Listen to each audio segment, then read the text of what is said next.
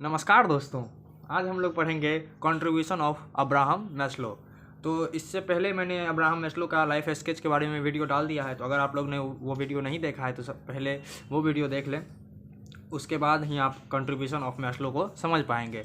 तो मैस्लो जो थे वो ह्यूमनिस्टिक साइकोलॉजी के वन ऑफ दी फाउंडर माने जाते हैं। तो कंट्रीब्यूशन ऑफ अब्राहम मैस्लो में सब इन्होंने एक हायरार्कियल ऑर्डर में अपना कंट्रीब्यूशन दिया है। इन्होंने साइकोलॉजी में एक 5 नीड्स की बात की है, 5 नीड, जो कि मैस्लो के थ्योरी के नाम से भी जाना जाता है। तो उन 5 नीड्स को इन्होंने 2 पार्ट्स में डिवाइड कर दिया है।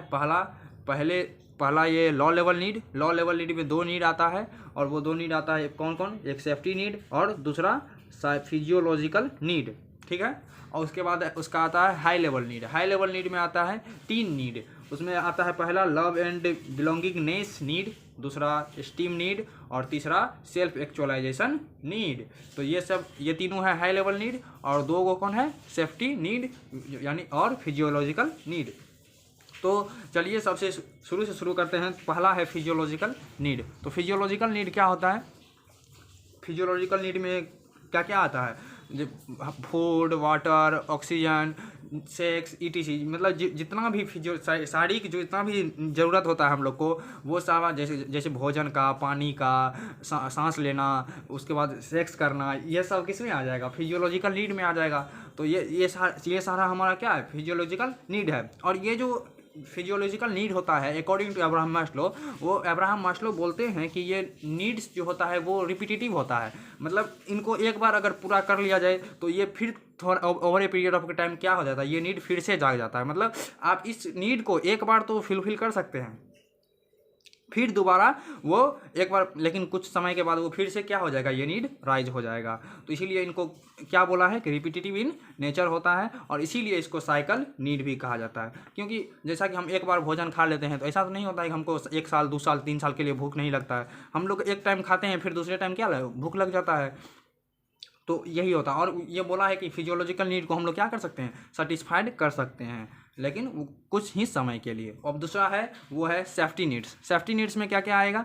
सेफ्टी नीड्स में आएगा get rid from chaos, anxiety, fear, मतलब डर की फीलिंग से, उसके बाद एंग्जाइटी से, अस्त व्यस्तता से हम लोग क्या पाना चाहते हैं, छुटकारा पाना चाहते हैं। सेफ्टी में यही आएगा। और सेफ्टी का जो नीड है, ये कभी भी जो सेटिस्फेक्शन होता है, इसका संतुष्टि कभी नहीं हो सकता है किसी इंसान में, क्योंकि जिसको जितना ही सेफ्टी रहता है वो उतना ही डरा हुआ रहता है।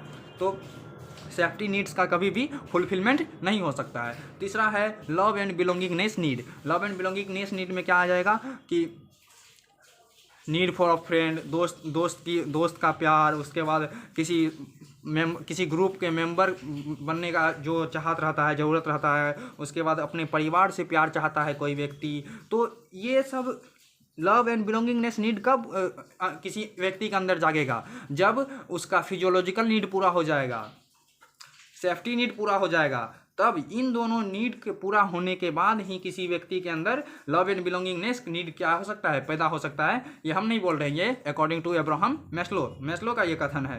तो लव एंड बिलोंगिंगनेस में क्या आ जाएगा? दोस्त बनाने का चाहत, उसके बाद किसी ग्रुप का मेंबर बनने का नीड, उसके बाद फैमिली के प्यार का नीड, उसके बाद इसी में पत्नी का प्यार, पत्नी का भी नीड किस में आ जाएगा, लव एंड बिलोंगिंगनेस में। उसके बाद जब ये लव फिजियोलॉजिकल नीड का पूर्ति हो जाएगा, सेफ्टी नीड का फुलफिलमेंट हो जाएगा, लव एंड बिलोंगिंगनेस नीड का फुलफिलमेंट हो जाएगा, तो चौथा कौन आएगा, स्टीम नीड आएगा। और स्टीम नीड में को इन्होंने 2 पार्ट्स में बांटा है। पहला पार्ट्स में आता है नीड फॉर स्ट्रेंथ, शक्ति की आवश्यकता, उसके बाद कॉन्फिडेंस, आत्मविश्वास, फ्रीडम, उसके बाद कॉन्फिडेंस, ये सारा किस में आ गया, स्टीम नीड में आ गया। और ये स्टीम नीड का एक पार्ट हुआ। और दूसरे पार्ट में क्या क्या है? दूसरे पार्ट में है रिस्पेक्ट, एग्जिस्टेंस, प्रेज, पॉपुलैरिटी। तो ये सारा जो है स्टीम नीड कब किसी के अंदर पैदा होगा? जब ऊपर का तीनों नीड क्या हो जाए, पूरा हो जाए। तो इन तीनों नीड पूरा होने का मतलब, तीनों नीड कौन सा, physiological need, safety need, love and belongingness need, इन तीनों का पूर्ति हो जाएगा, फुलफिलमेंट हो जाएगा, तब हम लोग के अंदर स्टीम नीड का क्या होता है, भावना या फिर फीलिंग्स पैदा होता है। उसके बाद ये जो स्टीम नीड है, इनको इक्विवेलेंट माना जाता है किसके, जो एडलर जो दिया था स्ट्राइविंग फॉर सुपीरियरिटी के लिए, स्ट्राइविंग फॉर सुपीरियरिटी का जो थ्योरी था एडलर का, उनके उस थ्योरी के इक्विवेलेंट माना जाता है किसको, esteem need of Abraham Maslow को, और दूसरा प्रवीणता की आवश्यकता के भी इक्विवेलेंट माना जाता है। तो चलिए आगे देखते हैं। और इसका सबसे अंतिम जो नीड है वो है सेल्फ एक्चुअलाइजेशन नीड। और मैस्लो के अनुसार 10% ही लोग हैं जिनको जो इस नीड को प्राप्त कर सकते हैं, फुलफिलमेंट कर पाते हैं। तो इसमें जो आता है, it refer to the realization of a person's potential, किसी पर्सन्स का जो जिस पर्सन्स को अपना पोटेंशियल का रियलाइजेशन हो जाए, सेल्फ फुलफिलमेंट का रियलाइजेशन हो, seeking personal growth and peak experience. तो ये सारा किस में आ जाएगा, सेल्फ एक्चुअलाइजेशन नीड में आ जाएगा। और सेल्फ एक्चुअलाइजेशन नीड जो होता है वो 17 मेटा नीड्स को भी इंक्लूड करता है, like fulfilment, smartness, potentiality, hygiene. ये सारा किस में आता है, सेल्फ एक्चुअलाइजेशन नीड में। और सेल्फ एक्चुअलाइजेशन नीड तभी फुलफिलमेंट होगा जब ऊपर का चारों नीड पूरा हो जाएगा अकॉर्डिंग टू अब्राहम मैस्लो। तो इतना कुछ करने के बाद भी कुछ वैज्ञानिक जो हैं, कुछ मनोवैज्ञानिक जो है, कुछ खामियां ढूंढ ही लेते हैं कि हर एक कोई भी चीज़ 100% नहीं होता है। तो चलिए हम लोग पढ़ते हैं क्रिटिसिज्म ऑफ ह्यूमनिस्टिक साइकोलॉजी। तो क्रिटिसिज्म ऑफ ह्यूमनिस्टिक साइकोलॉजी में अकॉर्डिंग टू B.F. स्किनर बोलते हैं कि जो ह्यूमनिस्टिक साइकोलॉजी का नेचर है वो बहुत ही ज़्यादा सब्जेक्टिव और डुअलिस्टिक है।